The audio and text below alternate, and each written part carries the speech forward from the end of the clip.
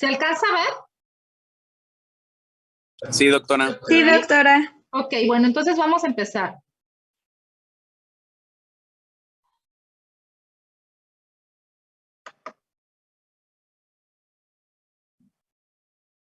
Denme un segundito, permítanme.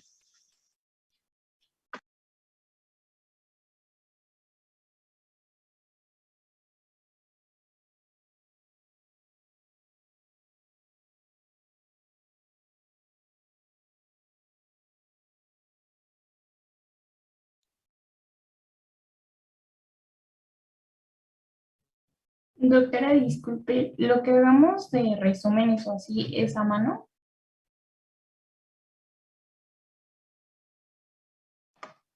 Pues la verdad es que yo sí prefiero que me lo den bien hecho, o sea, computadora, a máquina, pues luego no les entiendo. O sea, si tienes tu letra súper bonita, así de plano preciosa, sí lo puedes hacer a mano. Yo también tomo en cuenta los resúmenes para elaborar preguntas del examen, ¿sí? Entonces, luego tomo en cuenta sus resúmenes para hacer mis preguntas y no les entiendo. Entonces, yo sí preferiría que lo hagan pues bien, o sea, máquina, computadora, bueno, ya nadie dice la máquina, ¿verdad? Pero a computadora o como sea, pero, también eso de cortar y pegar, no inventen, ¿no? O sea, ya a su nivel universidad, o sea, ya perfectamente me doy cuenta quién cortó y pegó. O sea, prácticamente todos los temas que veo, pues ya los he revisado yo en todos lados, entonces yo ya sé bien cómo viene hasta en los artículos o hasta en Google, o sea, yo ya sé cómo vienen, entonces no corten y peguen. Se supone que el resumen es para ustedes, ¿no? Para que ustedes se les facilite y a la hora del examen ya nada más lean su resumen y ya tienen todo en la mente, ¿no? Entonces, así quiero que lo hagan, ¿ok? Sí, doctora. Bueno, entonces, no, perdón, ¿alguien más? No, le dije que gracias. Ok. Bueno, entonces empezando este tema de malformaciones congénitas del riñón y de las vías urinarias desde el punto de vista pediátrico, entonces las vamos a agrupar como CACUT, ¿no? CACUT, por sus siglas en inglés, pues se trata de un conjunto de anomalías, ¿no? O de malformaciones que se pueden presentar secundarias a un proceso anormal en la embriogénesis, alguna disrupción o alguna anomalía que se haya presentado en cualquiera de las etapas de la embriogénesis, ¿no? Entonces, si esto ocurre, va a dar lugar a múltiples malformaciones en el sistema renal. Estamos hablando desde parénquima renal hasta el sistema colector, ¿no? De vías urinarias, ¿no? Entonces puede haber a cualquiera de esos niveles alguna malformación y puede haber mucha etiología o muchas causas que pueden provocarlas, ¿no? Realmente todo es teoría, no hay como algo 100% comprobado que sea causante de estas malformaciones. Entonces, si revisamos un poquito la epidemiología de las malformaciones de vías urinarias o CACUT, como lo vamos a estar revisando, pues bueno, de la epidemiología más o menos son del 15 al 25% de las anomalías halladas en la ecografía prenatal, ¿no? Ahorita vamos a hablar un poco del ultrasonido como principal método predictor o de diagnóstico antenatal de estas malformaciones. Pero bueno, 15 a 20% estamos hablando de que una de cada 5 malformaciones son del sistema urinario y renal. Ajá. ¿Cuáles son las otras que se presentan? Pues malformaciones cardíacas, neurológicas, de extremidades. Ya las otras pues incluyen varios órganos y las renales, ¿no? Pero generalmente las renales son como las más frecuentes. Casi siempre que un niño tiene una malformación visible, ya sea por fuera, siempre por dentro tienes que descartar una malformación renal, siempre, ¿no? Entonces, la tasa promedio de las malformaciones renales es más o menos de 0.3 a 1.3 por cada 1000 nacimientos, pero para términos prácticos vamos a dejarlo como 1 de cada 1000, ¿no? De cada 1000 nacidos vivos tienen una malformación renal. Ajá. Y bueno, las malformaciones renales y de la vía urinaria son la causa más frecuente de la enfermedad renal terminal en infancia. ¿Cuál es la segunda más importante? Las glomerulopatías, ¿no? Entonces, la primera son las malformaciones nefrourológicas seguidas por las glomerulopatías. A diferencia de Estados Unidos o de países de los llamados primer mundo, estos países, pues generalmente la primer causa de enfermedad renal crónica en la infancia son las glomerulopatías, seguidas de las malformaciones. ¿Y esto por qué? Pues porque en los países de primer mundo tienen más la, digamos, cultura, no sé cómo llamarle, de estar haciendo ultrasonidos seriados en mujeres embarazadas. Y aunque no lo crean, aquí en México, aunque el ultrasonido es un método de diagnóstico barato, que no es como difícil de conseguir, pues realmente todavía está muy limitado en muchas partes, ¿no? Sobre todo en lugares como de difícil acceso a los servicios de salud, por ejemplo, no sé, indígenas, localidades como muy escondidas donde no llegan tan seguido los servicios de salud, pues bueno, no hay ultrasonidos y no se predicen estas malformaciones, ¿no? Entonces, por eso México sigue siendo un lugar donde hay una alta estadística de malformaciones no detectadas, ¿no? Porque no está esa cultura del ultrasonido. Y pues bueno, aproximadamente una tercera parte de estas malformaciones van asociadas a otras malformaciones, ¿no? Que ya les dije más o menos cuáles. Y también forman parte de síndromes. O sea, también están los síndromes, que casi todos los síndromes tienen malformaciones renales.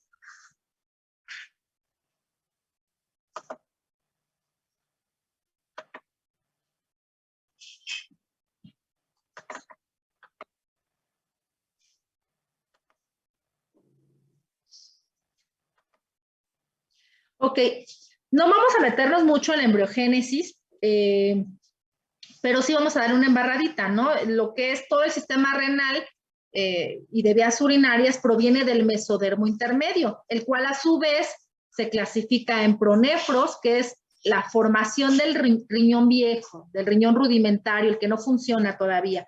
El mesonefros es donde se origina el riñón ya bien desarrollado, y el metanefros, que ya es la forma del riñón definitivo, ¿no? Entonces, el metanefros es el que está involucrado aquí de forma importante.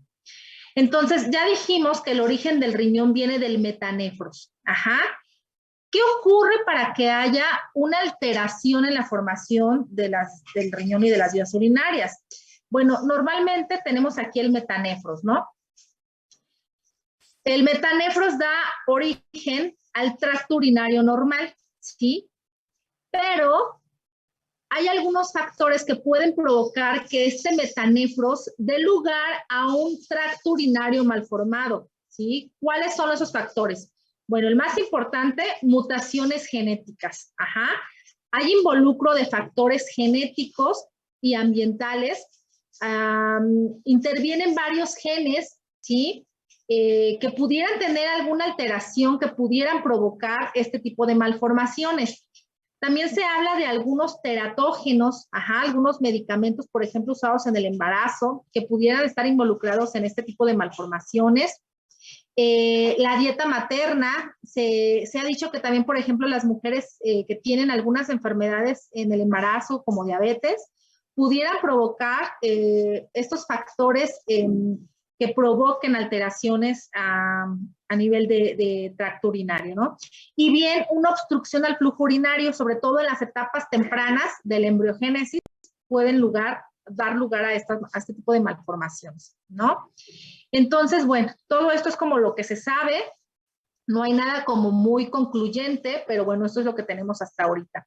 Entonces, algunas generalidades. Sabemos que el riñón definitivo está formado al quinto mes, ¿no? El riñón definitivo. Antes del quinto mes es un riñón que está en vías de formación. Ajá. Se conoce que durante la embriogénesis los riñones se encuentran en la cavidad pélvica. Ajá. Y estos riñones van a ascender y van a llegar hasta las glándulas suprarrenales y posteriormente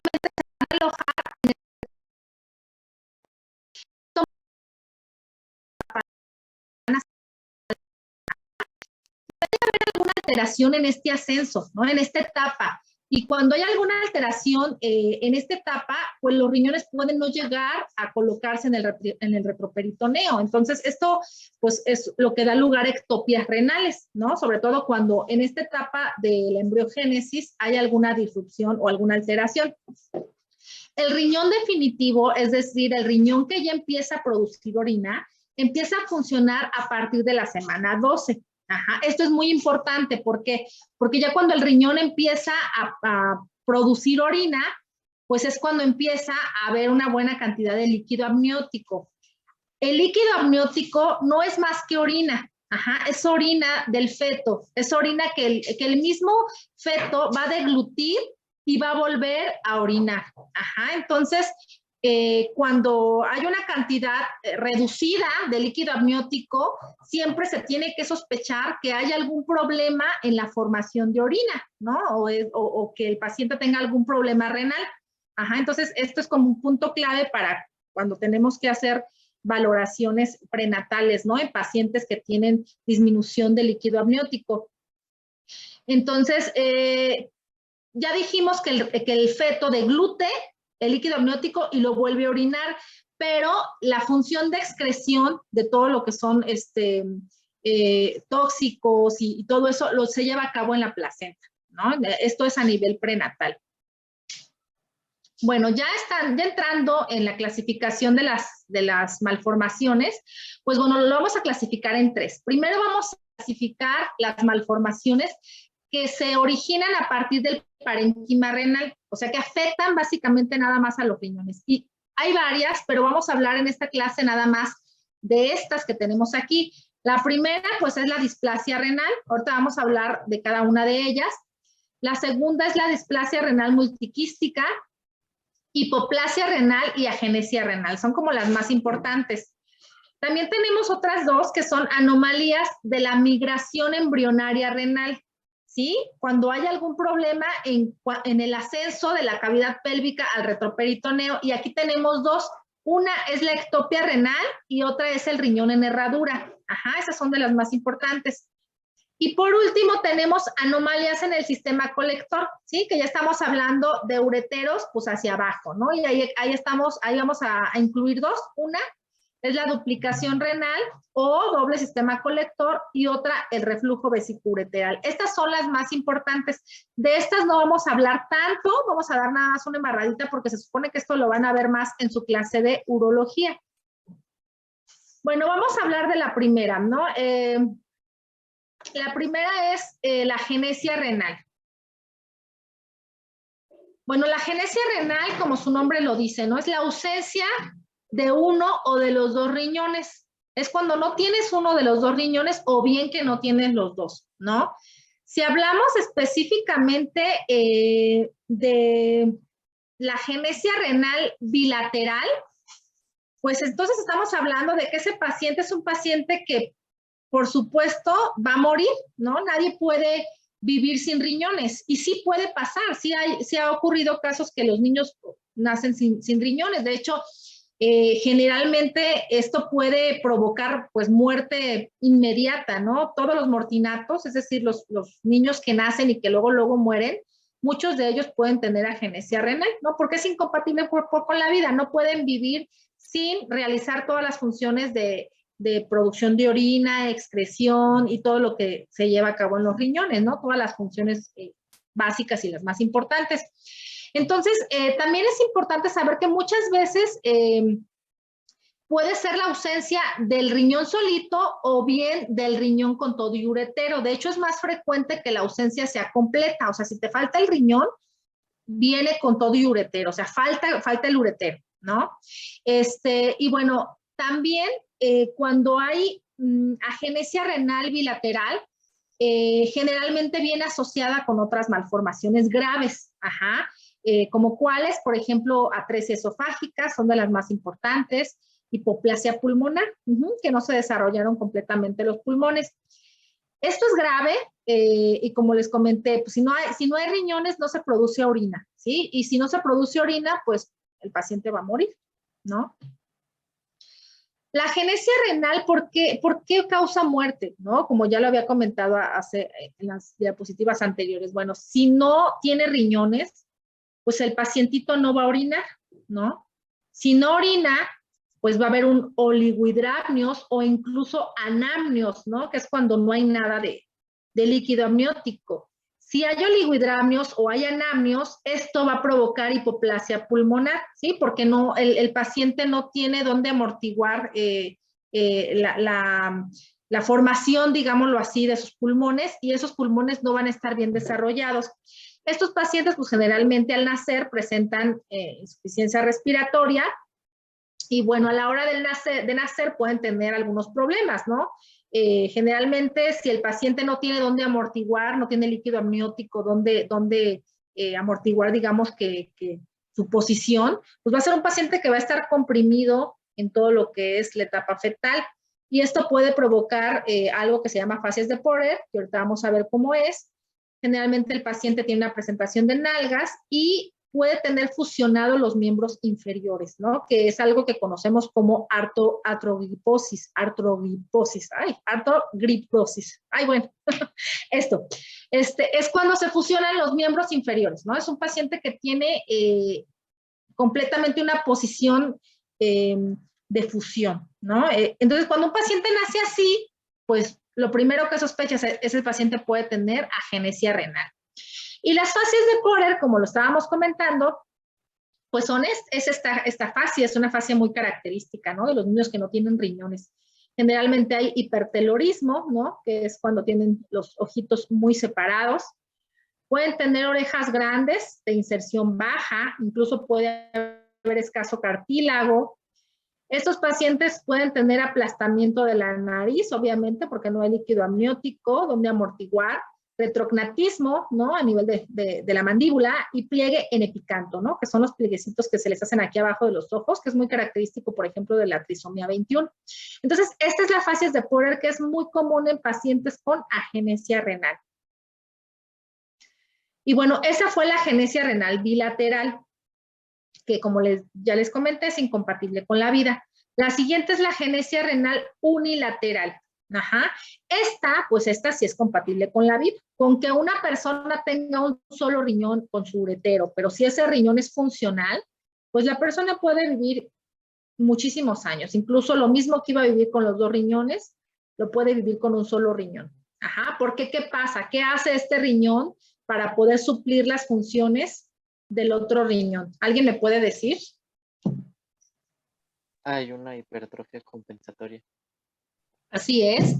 Hay hipertrofia compensadora o compensatoria.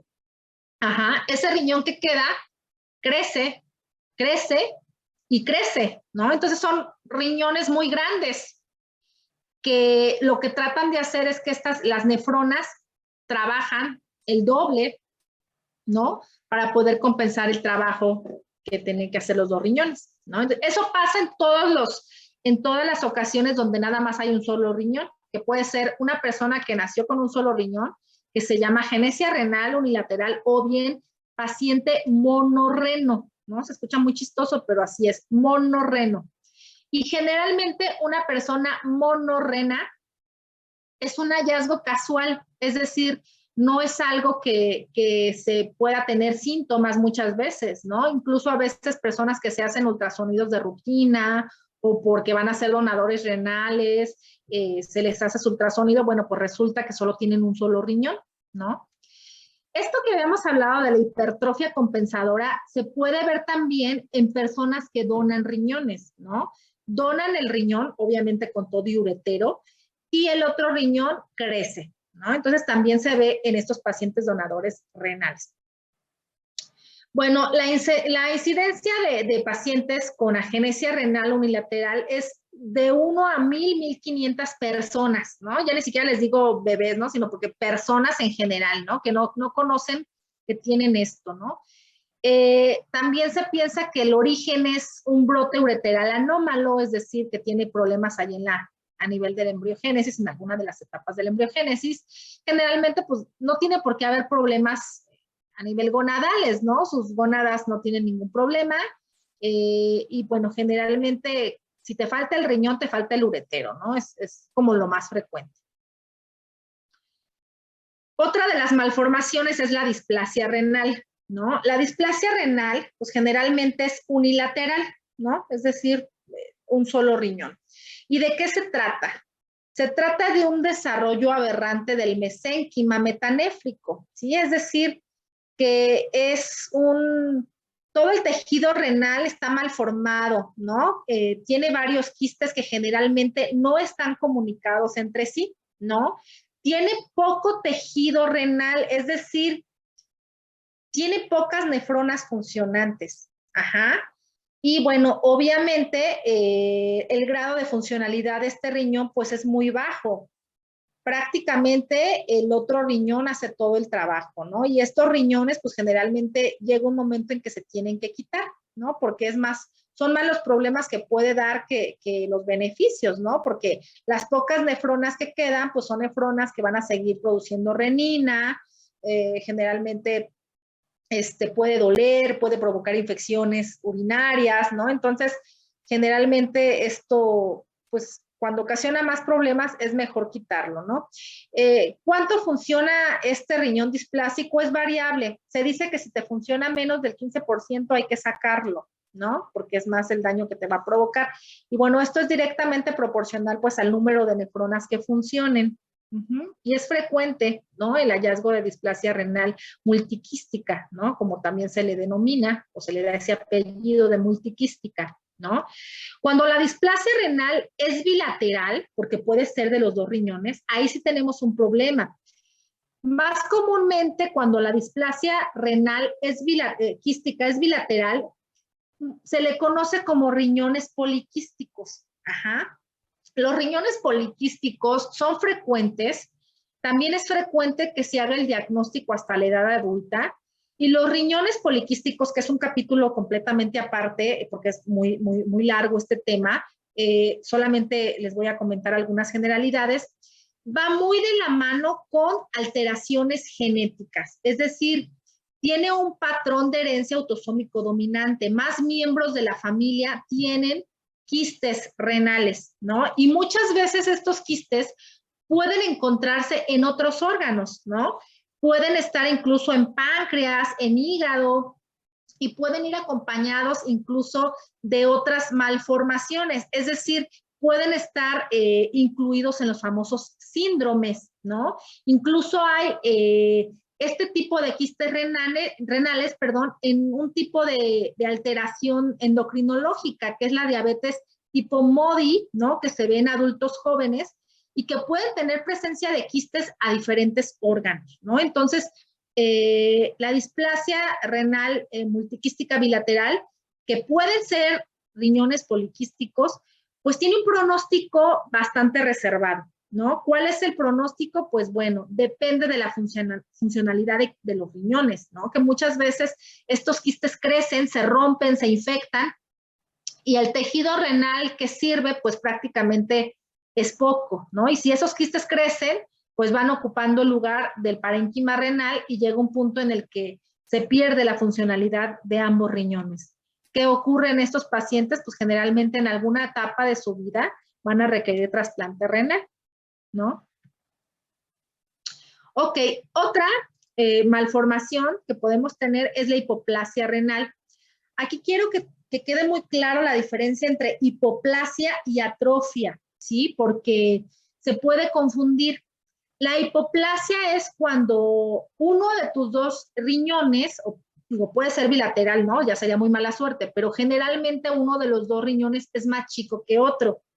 Normalmente hay una diferencia, o debe de haber una diferencia de aproximadamente 1 centímetro entre los dos riñones. Es muy difícil que los dos riñones estén del mismo tamaño. ¿Por qué? Porque acuérdense que del lado derecho tenemos el hígado. Entonces, muchas veces el riñón de ese lado, pues no crece igual o no puede crecer igual porque está limitado por el hígado. Entonces, casi siempre hay una diferencia de 1 centímetro. Pero si en algún momento hacemos algún ultrasonido o algún estudio de imagen donde se vea que la diferencia entre los dos riñones es más grande, ¿no? No sé, 2, 3 centímetros, tenemos que hacer un abordaje para ver qué puede estar provocando que ese riñón no haya crecido, ¿no? Y eso se le llama hipoplasia renal, ajá, que puede ser por algún problema en la perfusión de ese riñón, ¿no? Puede ser algún problema a nivel de las arterias renales, ¿no? Alguna estenosis de arteria renal que esté provocando que haya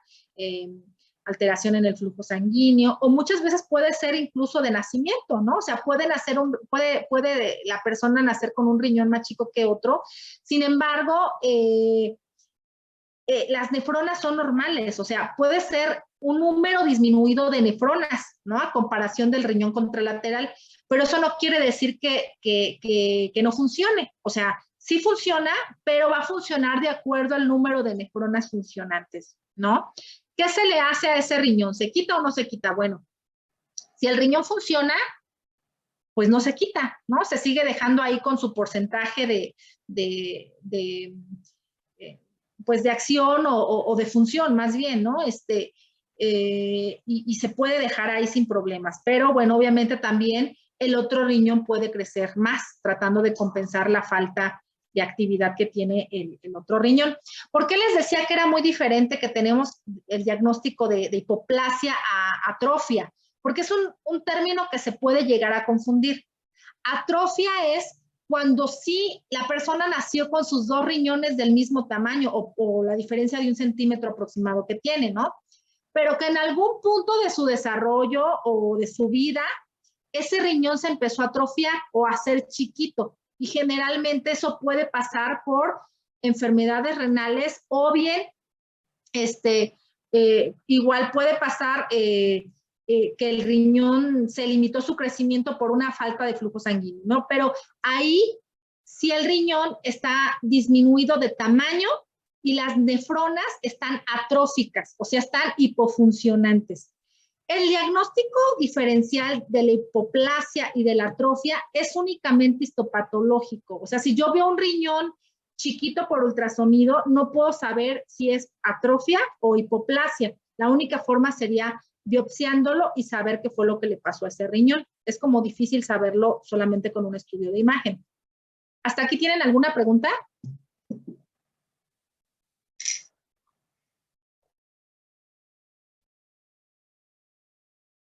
No, doctora. A ver, dime. Ah, dijiste que no, ¿verdad? Ok. Anomalías de la migración embrionaria renal. Ajá, como les dije en la clasificación, generalmente son anomalías que ocurrieron en alguna etapa en la que la embriogénesis estaba llevando a cabo la migración de los riñones desde la cavidad pélvica hasta el retroperitoneo, ¿no? Y bueno, la más común, pues, es la ectopia renal. Igual la ectopia renal, que es cuando un riñón está fuera del lugar, es decir, fuera del retroperitoneo, igual puede ser unilateral o puede ser bilateral, ¿no?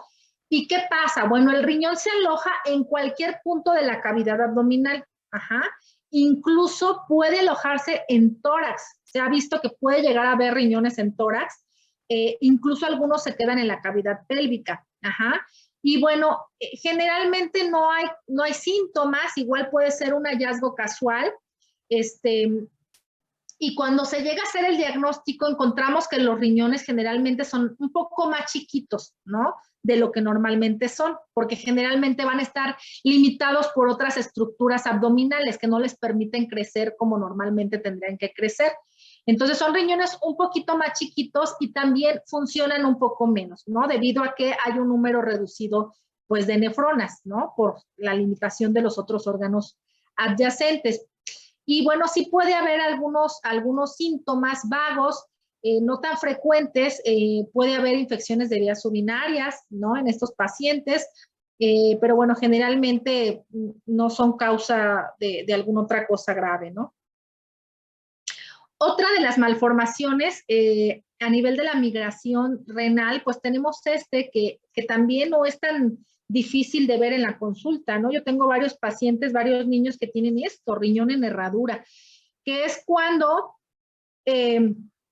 ocurre una ectopia renal, es decir, están en diferente lugar de lo que es la cavidad retroperitoneal, y que en algún punto del ascenso de estos riñones se fusionaron los polos renales, ¿no? Lo más frecuente es que la fusión de esos polos renales sea a nivel de los polos inferiores. Ajá. Se fusionan los dos riñones formando, digamos que uno solo, ¿no? Sin embargo, pues cada riñón sigue teniendo su 1.200.000 nefronas, ¿no? Y bueno, esto, aunque no lo crean, sí puede tener algunos problemas, ¿eh? O sea, sí puede ser un hallazgo casual. A mí me ha pasado que por ejemplo, igual se hacen un ultrasonido de rutina y resulta que tienen riñón en herradura. Pero bueno, muchas veces esto sí puede provocar algunas otras alteraciones como infecciones de vías urinarias de repetición, o bien puede haber algún grado de reflujo vesicoureteral, ¿no? Obviamente como la anatomía cambia un poco, sí puede haber algún grado de reflujo, y acuérdense que cuando hay reflujo vesicoureteral, muchas veces hay algún tipo de esclerosis, ¿no? Algún tipo de esclerosis o de cicatrización a nivel del tejido renal, ¿no? Y esto puede provocar algún grado de proteinuria o de hipertensión en algún momento de la edad de la paciente o del paciente, ¿no? También asimismo tenemos otra malformación que aquí la agrupé porque no vale la pena agruparla en otro apartado, que es el riñón en torta, ¿no? Que es cuando están fusionados los dos polos renales, ¿no? Polo inferior y polo superior. Entonces así forman como una torta, por eso se llama riñón en torta. Este no es tan frecuente como el riñón en herradura, pero aquí sí puede haber problemas más graves, sobre todo reflujo vesicoureteral, porque pues imagínense, si están funcionando los dos polos, tanto superior como inferior, pues ya a nivel de lo que es pues las pelvecillas renales, los ureteros, todo el sistema colector, pues puede haber ahí un amontonamiento de los mismos que pueden provocar algún grado de obstrucción de la orina, ¿no? A algún nivel. Como le digo, el riñón en torta no es tan frecuente, pero sí existe, ¿no? Y bueno, a nivel de anomalías a nivel del sistema colector, pues tenemos varios tipos de malformaciones. Les digo, esto va a ser solamente una embarradita porque ustedes lo van a ver como más detallado cuando ven la clase urológica, pero bueno, se clasifican malformaciones propiamente de los ureteros, en malformaciones a nivel de la vejiga y de la uretra, ¿no? El más común a nivel de los ureteros es el reflujo vesicoureteral, ¿no? Este es un problema bastante común en pediatría, ¿no? De todos mis pacientes que llegan a la consulta de nefrología pediátrica, pues muchos de ellos tienen problemas de reflujo vesicoureteral. Ajá.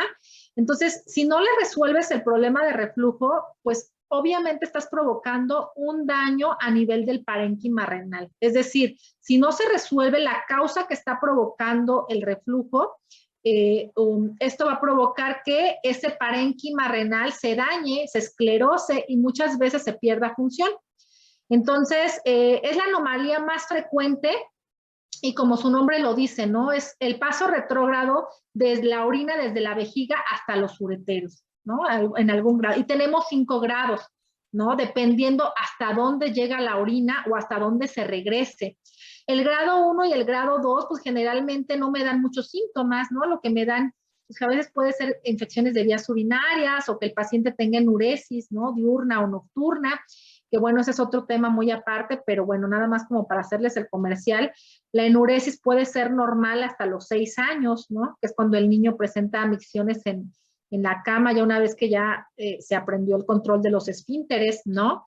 Ya después de los 6 años, la enuresis requiere abordaje y requiere estudios, incluso tratamiento, ¿no? Y descartar que no haya reflujo vesicoureteral.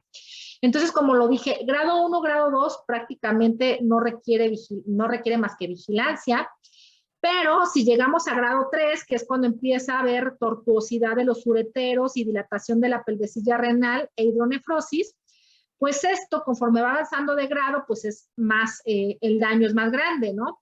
A partir de grado 3 es cuando empezamos a dar profilaxis con antibiótico para que no haya infecciones de vías urinarias, y grado 4 y grado 5, que es moderado y severo, generalmente ahí requiere tratamiento quirúrgico, ¿no? Que eso ya lo van a ver como más a fondo con el doctor Santibáñez. Permítanme un segundito, ¿no? Estoy en clase, te marco en un momento. Perdón. Entonces, eso fue el reflujo vesicureteral, ¿no? Que les dije que es un tema solito, ¿no? Es un tema solito que ustedes van a ver con el doctor Santibáñez.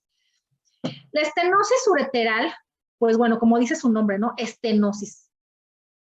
Hay una obstrucción a nivel de algún punto de los ureteros, ¿no? Que normalmente puede ser a nivel de la unión pielo-ureteral, o ya más bajo, a nivel uretero-vesical, ¿no? Cuando hay algún grado de obstrucción a este nivel, pues se produce una hidronefrosis grave.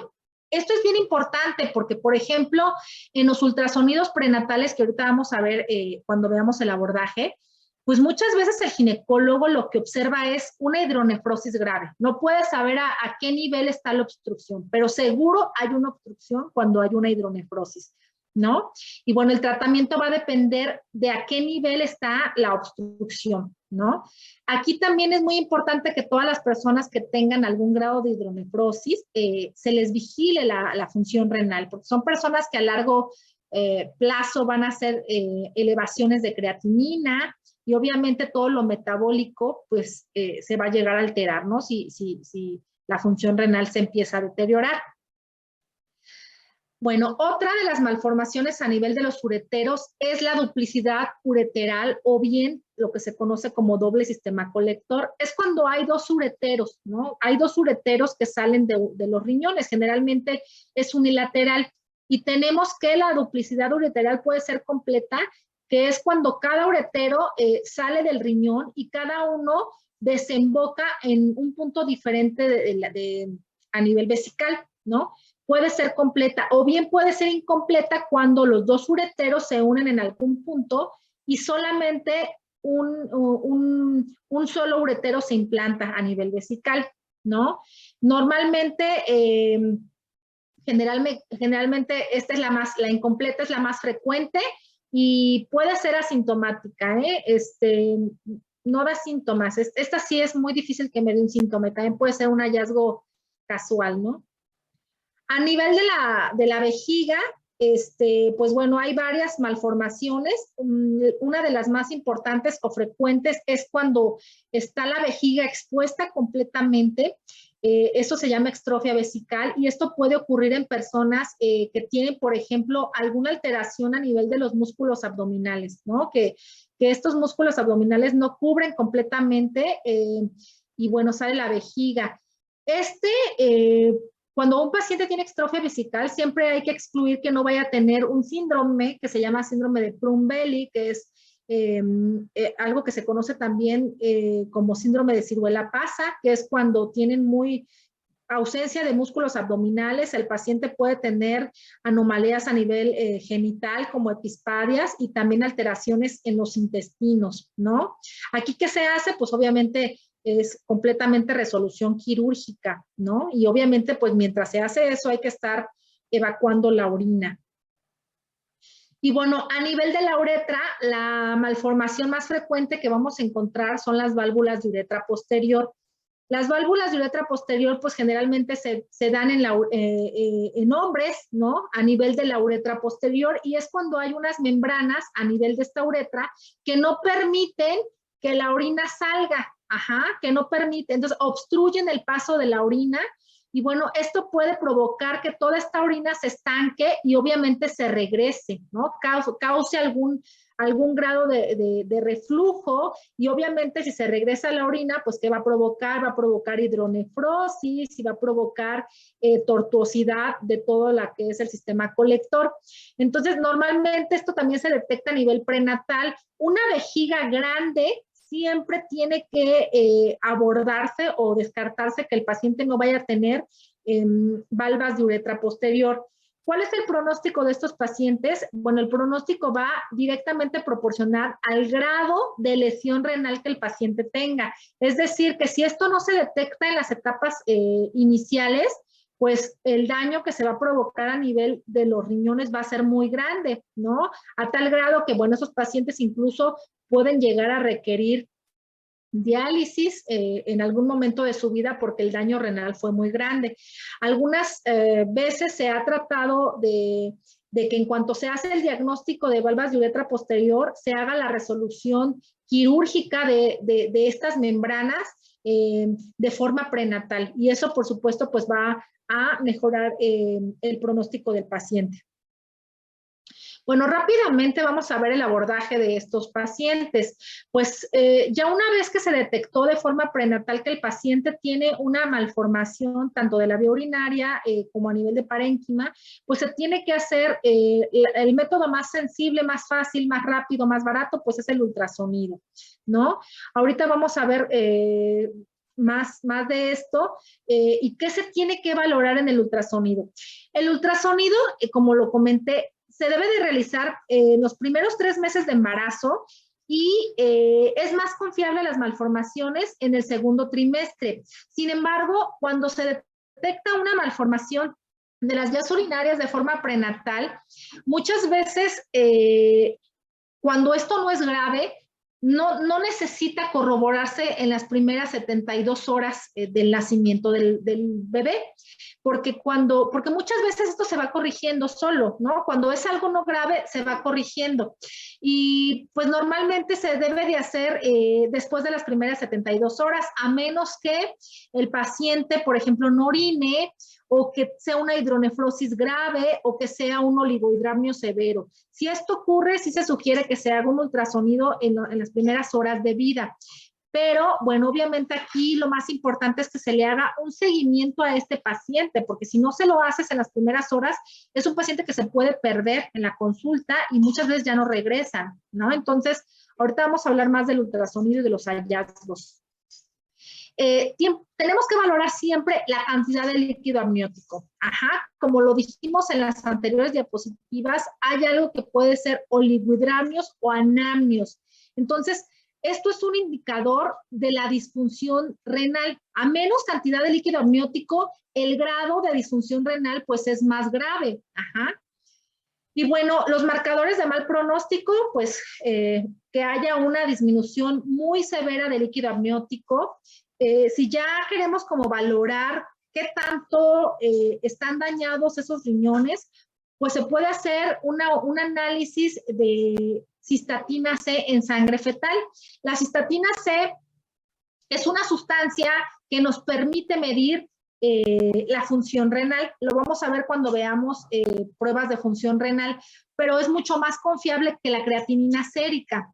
La creatinina sérica, normalmente la primera semana de vida, cuando tú le analizas la creatinina a un bebé, es muy semejante a la creatinina materna, ¿no? Empieza a bajar después de la primera semana.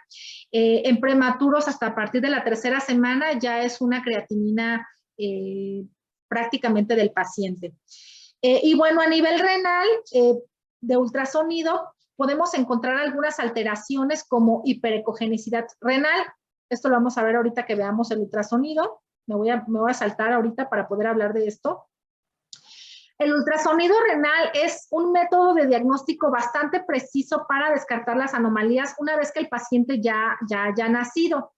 El ultrasonido renal tiene sus limitantes, ya que no te evalúa la dinámica de producción de orina o de salida de la orina, ¿sí? El ultrasonido solamente te va a valorar morfología de los riñones y presencia de alguna alteración en su formación, ¿no? Tanto a nivel de los riñones como en los ureteros y la vejiga, ¿sí? Pero no evalúa la dinámica de salida de la orina. Esos son otros métodos. Bueno, a grosso modo vamos a explicar un ultrasonido renal. El ultrasonido renal, pues bueno, tenemos los riñones, que generalmente en los niños pues tiene que tener una medición acorde a la talla del paciente, ¿sí? Como lo vieron en su clase de anatomía renal, a la edad adulta, un riñón debe de medir aproximadamente entre 10 y 12 centímetros, ¿no? Entre más grande y corpulenta esté la persona, pues obviamente va a medir más. Pero en los niños es diferente. En los niños va de acuerdo a su edad y a su estatura, ¿no? Generalmente un bebé tiene una medición de sus riñones más o menos de 3 o 4 centímetros y a medida que el niño va creciendo, estos riñones pues van a ir creciendo de tal forma que en la adolescencia, más o menos 10, 12 años, ya el riñón ya es prácticamente de la edad, del tamaño de un adulto. Entonces, ¿qué ecogenicidad tienen los riñones en el ultrasonido? Normalmente el riñón tiene que ser hipoecogénico respecto al hígado. Si ustedes se acuerdan, el hígado tiene que ser hiperecogénico, o sea, más blanco. Ajá. El riñón es un poquito más gris a comparación del hígado. Y tenemos que valorar la corteza y la médula, ¿sí? Si ustedes se acuerdan, la médula pues es lo más interno, la corteza es lo que va más por fuera y normalmente tienen que tener una relación de 1:1. La médula es un poquito más hiperecogénica, es lo que está adentro y siempre tenemos que medir el tamaño tanto transversal de los riñones, ¿no? Y aquí el otro corte, tanto longitudinal como transversal, perdón. Y tenemos que valorar siempre cómo es la ecogenicidad del riñón, qué tamaño tienen los riñones, si están hipoecogénico o hiperecogénico, y la relación corteza-médula, que como ya les comenté, la relación tiene que ser 1:1, ¿no? ¿Qué pasa cuando hay disfunción renal o que ese riñón está dañado? Se pierde la relación corteza-médula, es decir, ya ni siquiera vas a saber cuál es corteza y cuál es médula, todo está mezclado, ¿no? Cuando hay algún daño renal grave.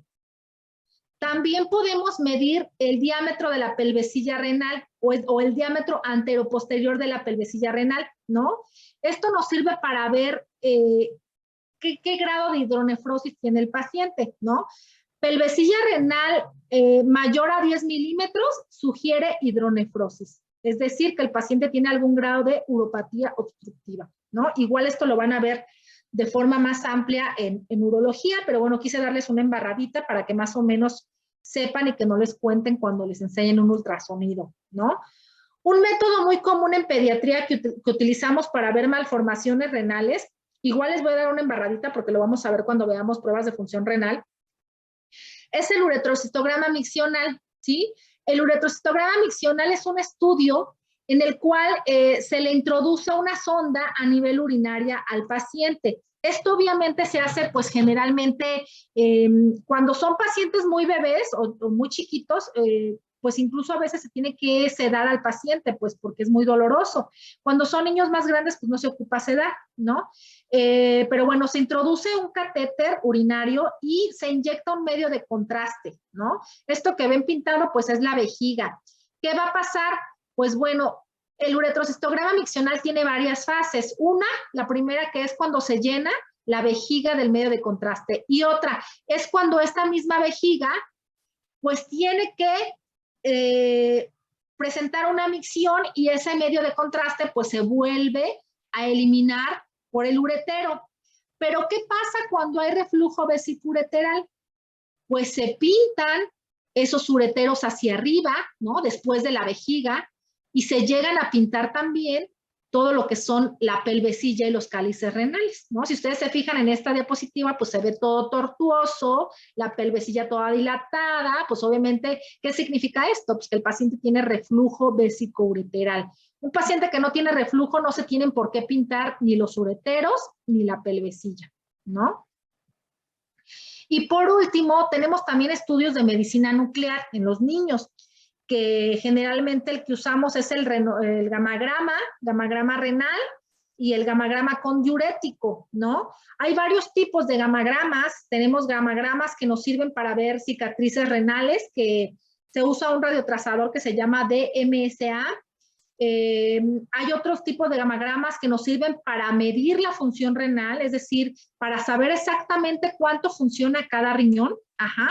Y el radiotrazador que se usa aquí es el radiotrazador DPTA, ¿no? Digo, tiene nombres súper complicados que no se los voy a decir, pero bueno, así se abrevian. Y el renograma con MAG-3, que es otro radiotrazador, que ese nos sirve para ver si hay alguna obstrucción a nivel de alguno de los dos riñones, ¿no? Y gracias a eso, pues podemos saber cuál riñón está obstruido y poder valorar si ocupa algún procedimiento quirúrgico para desobstruirlo, ¿no? Igual esto lo van a ver más a fondo con el doctor Santibáñez, pero yo sí quería enseñarles cómo es un gamagrama, ¿no? En un paciente. En la primera imagen tenemos un gamagrama normal, ¿no? Donde tú le pones el radiotrazador y después este radiotrazador va cayendo, ¿no? O se va volviendo a eliminar de forma normal.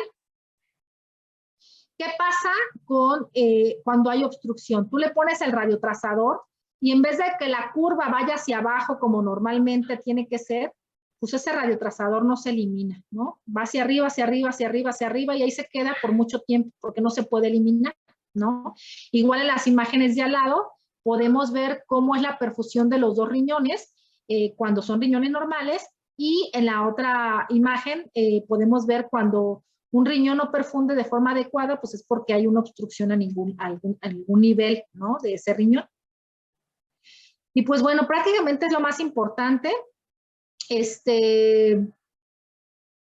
muy importante hacer un diagnóstico antenatal de las malformaciones y bueno, si no se puede hacer antenatal, pues se puede hacer el abordaje postnatal, ¿no? Aquí lo más importante es que esos riñones pues tengan la menos cantidad de lesión posible o el menor tiempo de lesión posible. Acuérdense, entre más tiempo dure un problema en los riñones, ese riñón se va a dañar y el riñón cuando se daña muchas veces ya no regresa a su estado original y bueno, se va perdiendo la función de esos riñones, ¿no? Y es triste ver, por ejemplo, niños con enfermedad renal crónica que requieren ya diálisis o que requieren trasplante renal cuando pudo haber sido alguna situación que se pudo haber detectado en los primeros años de vida, que se le pudo haber dado un tratamiento y es muy triste que lleguen prácticamente ya con los riñones inservibles, ¿no? Entonces, es por eso que se hace un hincapié en la medicina preventiva y también en la medicina de detección temprana, ¿no? Y de resolución de estas malformaciones. ¿Hasta aquí tienen alguna pregunta? Yo, doctora, en lo que era el riñón en herradura, ¿existe alguna cirugía para separarlos o está contraindicado hacer eso?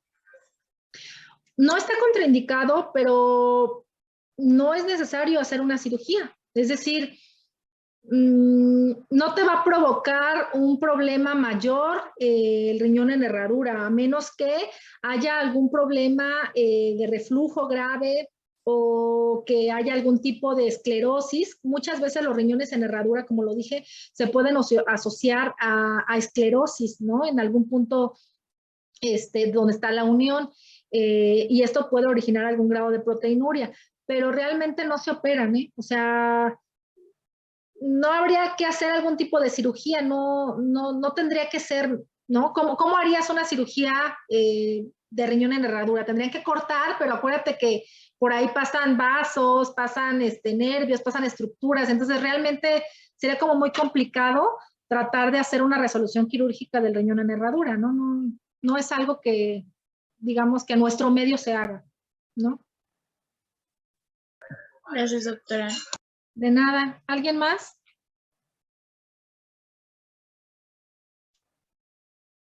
¿Todos entendieron muy bien?